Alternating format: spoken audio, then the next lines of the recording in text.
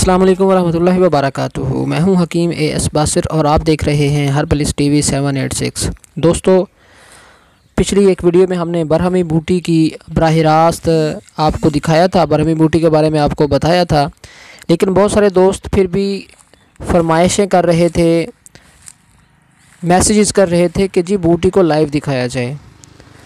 ये हमारे इलाके में बहुत ज़्यादा आम होती थी, लेकिन जो माल मवेशी चरने के लिए उनके जो झुंड निकलते हैं तो वो उसको छोटे कद के साथ ही खा जाते हैं, तो अब ये इसलिए कम है। हम इस वक्त मौजूद हैं नदिया किनारे, एक नहर के किनारे पर। यहाँ पर हम आपको दिखा रहे हैं, ये आपके सामने हम ये बूटी है, इसका पत्ता तोड़ रहे हैं और इसको एक जगह से हमने उखाड़ा है और ये आपको दिखाने के लिए स्पेशली तौर पर हमने काफ़ी ढूंढने के बाद इसको एक नदी किनारे पर, ये गौर से देख लें जी, ये इसकी शाख है। इस तरह ये मफरूश होती है, इस तरह बारीक सी तार की तरह इसकी शाख होती है, इसके ऊपर पत्ते लगे होते हैं और गोल पत्ते इसके होते हैं। ये गहरे सब्ज़ रंग में होते हैं। इस वक्त इसका रंग थोड़ा सा पेल में है।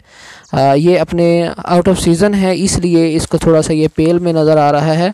हम यहाँ घूमते हैं और तलाश करते हैं कि और भी कहीं इसके जो है ना हमें पत्ते मिल जाएं। ये देखें जी, ये हमने एक और पौधा छोटा सा निकाला है। इस तरह ये पौधे की शक्ल में है, चूँकि ये छोटा है, लेकिन दरअसल ये होता है मफरूश बूटी होती है। जिस तरह हमने पहले आपको दिखाया था कि लंबी तार की तरह ज़मीन के ऊपर बिछ जाती है और जगह जगह पर इसको जड़ें लग जाती हैं और इसके पत्ते गोल जो है वो जिस तरह पुराने दौर में 25 पैसे होते थे इस तरह होते हैं, लेकिन किंगरीदार होते हैं इसके पत्ते।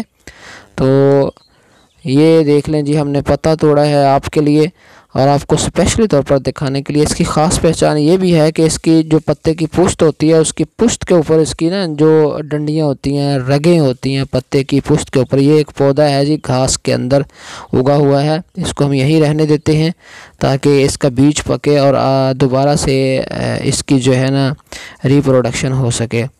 तो बरहमी बूटी जिसको बहुत सारे दोस्त फरमाइशें कर रहे थे जी लाइव दिखाया जाए, ये मफरूश बूटी ज़मीन के ऊपर हमने आपको लाइव दिखाई है। कहीं पे भी आपको मिले तो इसको जो है वो आप हासिल करके इस्तेमाल कर लें। तो मैं उम्मीद करता हूं कि अब तो आपको इसकी पहचान अच्छे तरीके से हो गई होगी। बाकी रहे फ़वाइद हमने पिछली वीडियो में आपको बता दिए थे। मैं उम्मीद करता हूं कि ये वीडियो आपको पसंद आई होगी। इंशाअल्लाह दोबारा से फिर आपकी खिदमत में हाज़िर होंगे। तब तक के लिए आपसे इजाज़त चाहते हैं। अस्सलामु अलैकुम वरहमतुल्लाहि वबरकातुहू।